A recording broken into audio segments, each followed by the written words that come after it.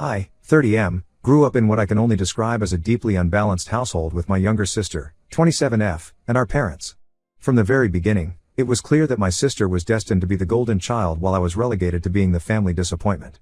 This wasn't just about normal sibling rivalry, it was a systematic pattern of favoritism that shaped our entire family dynamic. Our parents are first-generation immigrants who worked hard to build a successful construction company in America. My dad always preached about the importance of following a traditional career path: doctor, lawyer, or engineer. My sister, being the perfect child she was, chose medicine and made them proud. I, on the other hand, was always drawn to fashion and retail, which my parents saw as beneath our family status.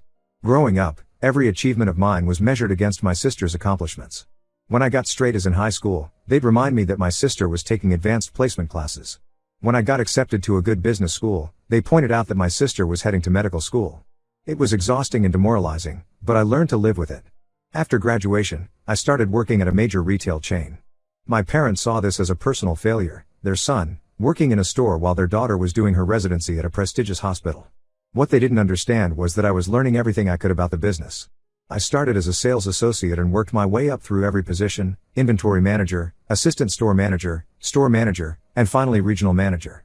I learned about supply chains, merchandising, customer behavior, staff management, and everything else that goes into running a successful retail operation. During these 5 years, I was also developing my own clothing line designs. I spent my weekends at design workshops, networking with suppliers, and creating detailed business plans. I lived frugally and saved every penny I could. My coworkers often joke that I treated the store like my own business, learning every aspect of operations like I was preparing for something bigger. They weren't wrong. 2 years ago, I decided it was time to make my move. I had saved about $100,000, but I needed more capital to really do things right. I had identified the perfect location in an up-and-coming neighborhood, secured preliminary agreements with suppliers, and even had a few potential employees lined up. All I needed was investors. I initially approached several banks and local investors, but the amounts they were willing to invest weren't enough. That's when I decided to approach my parents. Despite our strained relationship, I knew they had the means to invest. My dad's construction company was doing well, and my mom's family had old money. More importantly, I thought they might finally see that I was serious about my career. To my surprise, they seemed genuinely interested. My dad actually spent time going through my business plan, making suggestions, and introducing me to his business contacts. My mom started bragging to her friends about her entrepreneurial son. For 6 months, everything seemed perfect. They agreed to invest $500,000 for a 30% stake in the business. We had lengthy discussions about expansion plans, profit sharing, and future growth. They even helped me negotiate better terms with suppliers using their business connections. Feeling confident about their commitment, I started making concrete moves. I paid a $25,000 non-refundable deposit on a retail space. I signed preliminary contracts with suppliers, committed to minimum order quantities, and most significantly, submitted my resignation at work. My boss was supportive and even wrote me a glowing recommendation letter. I felt like finally, after years of being the family disappointment, I was going to prove myself. Then everything fell apart. A week after I quit my job, my parents invited me over for dinner. As soon as I walked in, I could tell something was wrong. My sister was there too, which was unusual since she normally worked evening shifts at the hospital. They sat me down in the living room, and my dad started talking about how they had been reconsidering their investment. My sister had apparently reviewed my business plan and convinced them it was a bad investment. She went on a long monologue about how retail was a dying industry, how online shopping was the future, and how my business model was outdated. Keep in mind, this is coming from someone who has never worked a day in retail and whose entire business experience consists of running a private medical practice for less than a year. When I tried to defend my plan and point out that I had already quit my job and paid deposits, my dad just shrugged it off. He suggested I could probably get my old job back if I apologized to my boss. My mom chimed in saying maybe this was a sign that I should consider a more stable career, possibly something in healthcare administration since my sister could help me get started. The most infuriating part was how my sister sat there with this smug look on her face, like she had just saved our parents from making a huge mistake. She even had the audacity to say she was doing this for my own good, that she didn't want to see me fail. This coming from someone who had tried to sabotage every achievement of mine since childhood. I left their house that night determined to make this work without them. I took out high-interest loans, maxed out my credit cards, and reached out to everyone I knew for investments. A few of my former colleagues from the retail chain believed in me and invested small amounts. I also managed to convince a local angel investor who had successfully built several retail businesses to come on board. The first year was brutal. I worked 16-hour days, 7 days a week. I slept on a mattress in my office to save on rent. I learned to do everything myself, from managing inventory and handling payroll to cleaning the store and making deliveries. But slowly, things started falling into place. My designs caught on with the right crowd, the location I chose turned out to be perfect, and word of mouth spread quickly. Now, 2 years later, my business has exceeded all expectations. We have 3 successful locations, a thriving online store, and plans to expand to 2 more cities next year. Our revenue has grown by 300% since we started, and we're actually turning down potential investors because we don't need the capital. Last week, my parents showed up at my flagship store unannounced. They walked around like they owned the place, commenting on how impressed they were with everything. Then they dropped the real reason for their visit: they wanted to invest now. They offered twice what they had originally promised, saying they had always believed in me and were proud of my success. I laughed in their faces and told them to leave. My dad got angry and started lecturing me about respecting my elders, while my mom cried about how success had changed me and made me arrogant.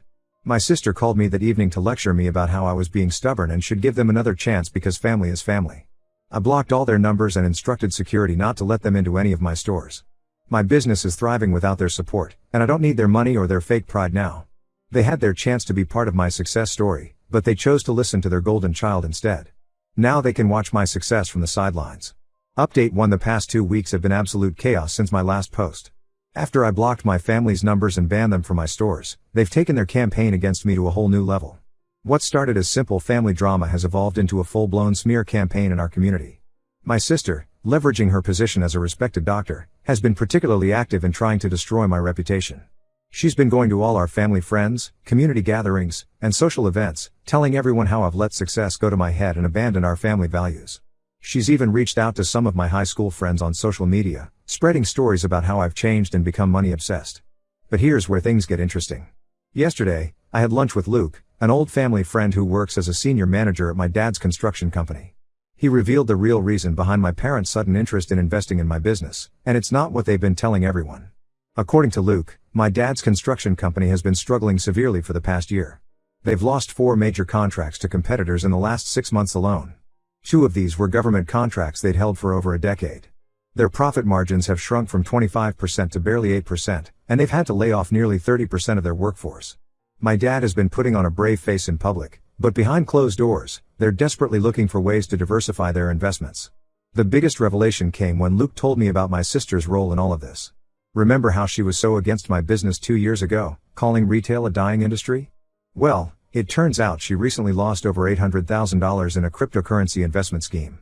She had convinced several of her doctor colleagues to invest with her, promising them incredible returns. Now she can't pay them back, and there are whispers about potential legal action. She was the one who suggested to our parents that they should try to get a piece of my business now. The same person who torpedoed my original business plan is now desperate to be part of it. The irony would be hilarious if it wasn't so infuriating. My parents have been relentless in their attempts to contact me. They've shown up at my house multiple times, always conveniently around dinner time when they know I'll be home. They've tried coming to my stores during peak hours, causing scenes that disrupt business. Last Thursday, they even sent their corporate lawyer to my office with investment proposal documents. The lawyer, trying to sound reasonable, suggested that since my parents had mentally committed to investing 2 years ago, they should get preferential terms now. He proposed a 40% stake for the same amount they had originally offered, claiming it would be fair compensation for their initial intention to invest. I had my own lawyer send them a cease and desist letter, warning them about harassment. The most frustrating part of all this has been the reaction from our extended family. Relatives who never cared about my career before are suddenly very invested in this situation. My uncle Robert, who himself had refused to help me when I was starting out, had the audacity to suggest that I owe my success to our good family name in the community. He seems to have conveniently forgotten that I've deliberately avoided using our family name in any of my business dealings specifically to avoid such claims. My cousin Brianna, who works at the same hospital as my sister, told me that my sister has been trying to contact my business partners behind my back. She's been reaching out to them on LinkedIn, sending emails, and even trying to schedule meetings, claiming that as a doctor, she could provide valuable insights into the fashion retail business. She's been telling them that she has connections with social media influencers through her dermatology practice that could benefit the business. I've had to send emails to all my partners and investors, explicitly stating that my family members have no connection to the business and any communication from them should be ignored. It's embarrassing having to send such emails, but it's necessary given how aggressive they've become in their attempts to get involved. The whole situation has started affecting my daily operations. My employees have noticed the tension, especially after my parents' latest scene at our flagship store. I had to call a staff meeting to address the situation and assure everyone that these family issues wouldn't impact their jobs or the business. I've also discovered that my sister has been approaching my suppliers, trying to gather information about our business operations. 2 of our main fabric suppliers called to ask if they should be sharing business details with her, as she had contacted them claiming to be a potential investor. I've had to reach out to all our major suppliers to clarify that no one from my family has any authority to access our business information. For now, I'm trying to focus on our upcoming expansion plans. We're in the final stages of securing locations in 2 new cities, and I can't let this family drama distract me. But it's getting increasingly difficult as more relatives keep taking sides and trying to get involved. Some of them have even started showing up at my house unannounced, trying to mediate the situation. I've hired a private security service for both my home and businesses, and I'm in the process of moving to a new address that my family doesn't know about. It's sad that things have come to this, but I need to protect what I've built. The fact that they're trying to force their way into my success after actively trying to prevent it 2 years ago shows exactly why I was right to keep them at arm's length in the first place. Update 2: What I'm about to share explains so much about my family's recent behavior.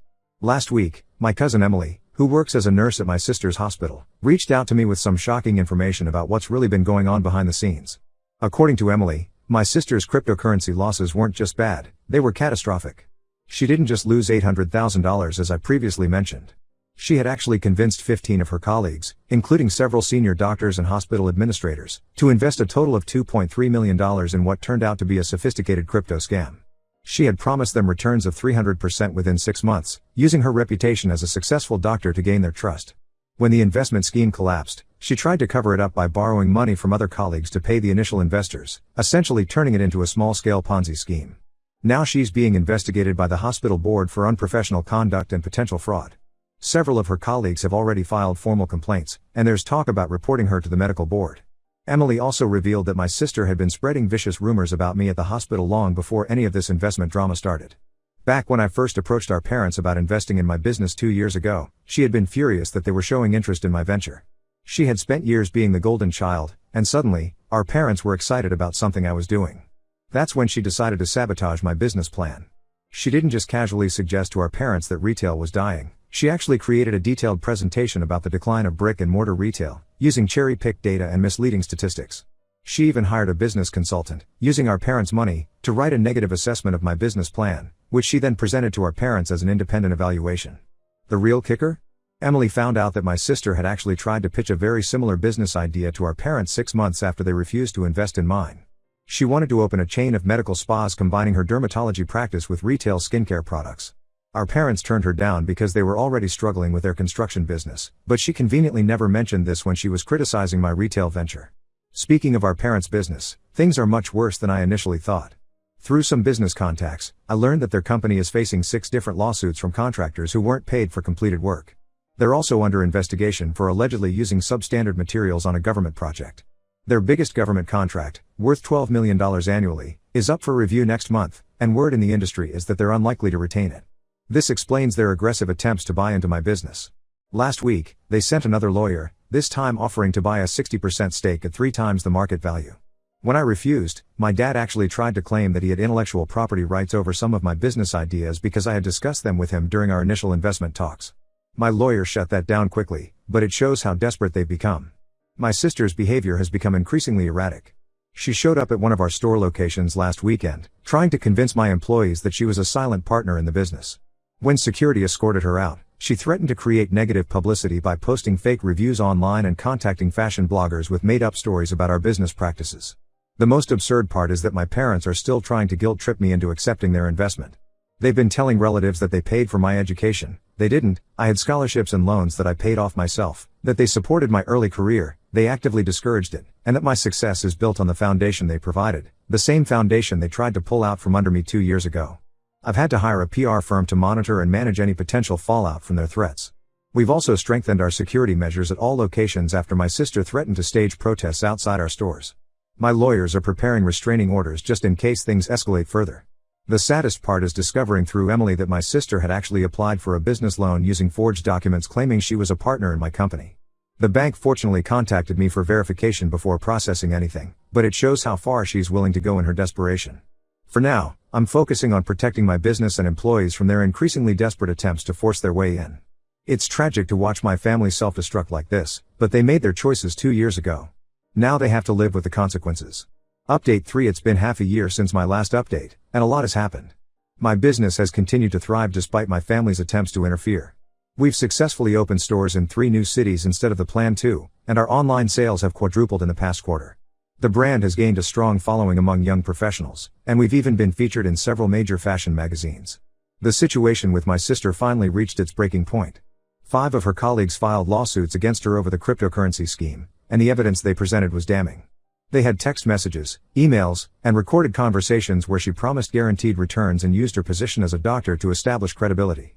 The medical board launched a formal investigation into her conduct, and she's been placed on indefinite administrative leave from the hospital. Last month, I heard from Emily that my sister had a complete meltdown at work when she received the notice from the medical board. She started screaming about how unfair life was and how I was somehow responsible for her problems because I refused to help her. Security had to escort her out of the hospital. She's apparently moved back in with our parents and rarely leaves the house anymore. Speaking of our parents, their business situation has gone from bad to worse. They lost their government contract as expected, but what really hit them hard was losing their professional licenses in 3 states due to the substandard materials scandal. They had to lay off most of their staff and sell their main office building.